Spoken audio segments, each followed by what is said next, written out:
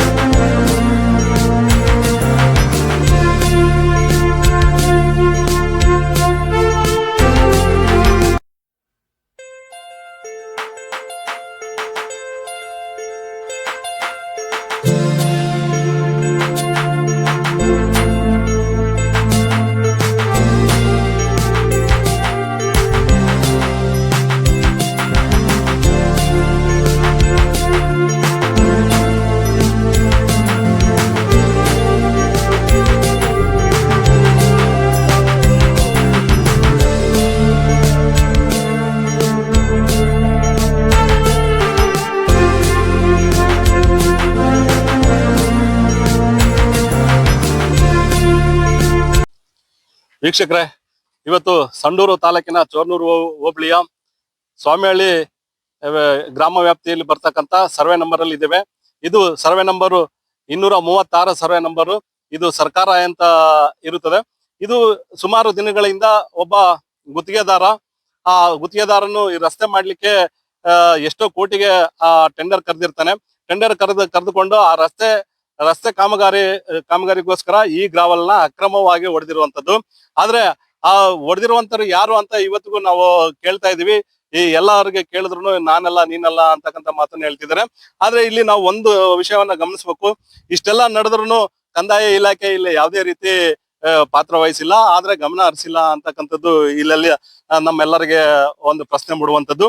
ಆ ನಿಟ್ಟಿನಲ್ಲಿ ಈ ಗಣಿ ಮತ್ತು ಭೂ ವಿಜ್ಞಾನ ಇಲಾಖೆಯವರು ಮಿಂಚಿನ ಕಾರ್ಯಾಚರಣೆ ಮಾಡಿ ಈ ಸ್ಥಳಕ್ಕೆ ಬಂದು ಈ ಸ್ಥಳದಲ್ಲಿ ಎಷ್ಟು ಅಕ್ರಮ ಗ್ರಾವಲ್ ಅನ್ನ ತೆಗೆದಿದ್ದಾರೆ, ಎಷ್ಟು ಕ್ವಾಂಟಿಟಿ ಕ್ವಾಲಿಟಿ ಎಷ್ಟಾಗಿದೆ, ಆಮೇಲೆ ಸರ್ಕಾರಕ್ಕೆ ಎಷ್ಟು ನಷ್ಟ ಆಗಿದೆ ಅಂತಕ್ಕಂಥದ್ದನ್ನ ಇಲ್ಲಿ ಸರ್ವೆ ಮಾಡಿ ಮತ್ತೆ ಟೇಪ್ ಮೆಜರ್ಮೆಂಟ್ ಮಾಡಿ ಅದನ್ನ ಇವತ್ತು ಸಂಡೂರು ನ್ಯಾಯಾಲಯದಲ್ಲಿ ದೂರು PCR ದಾಖಲು ಮಾಡಿರುವಂತದ್ದು.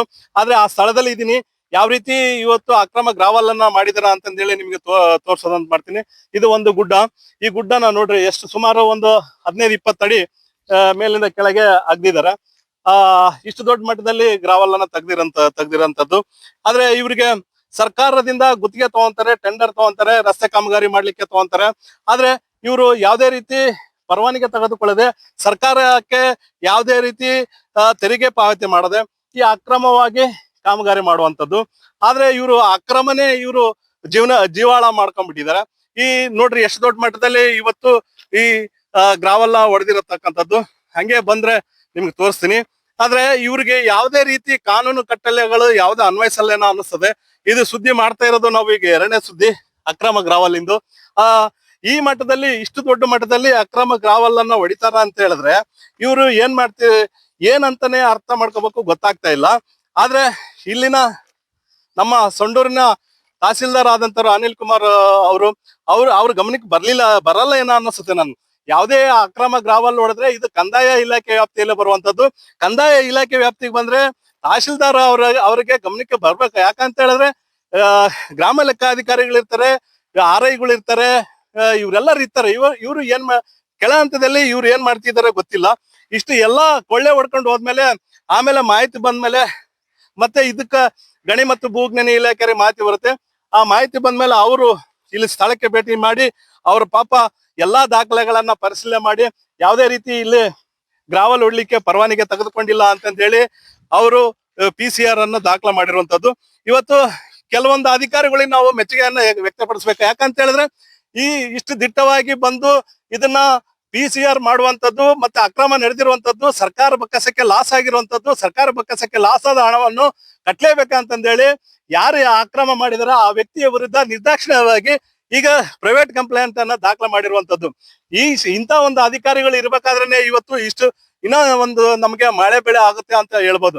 ಯಾಕಂದ್ರೆ ನಿಷ್ಠಾವಂತ ಅಧಿಕಾರಿಗಳು ಇದಾರೆ, ಅದರಲ್ಲೂ ನಿಷ್ಠಾವಂತ ಅಧಿಕಾರಿಗಳ ಪಾತ್ರ ಕೂಡ ಬಹುಮುಖ್ಯವಾಗುತ್ತೆ. ಅಂತ ಅಧಿಕಾರಿಗಳು ಇರೋದ್ರಿಂದ ಇಂಥ ಅಕ್ರಮಗಳು ಇವತ್ತು ಬೆಳಕಿಗೆ ಬರುತ್ತೆ ಅಂತ ಹೇಳ್ಬೋದು ವೀಕ್ಷಕರೇ. ನಾನು ಇನ್ನೊಂದು ಭಾಗದಿಂದ ನಿಮಗೆ ತೋರಿಸುವಂತ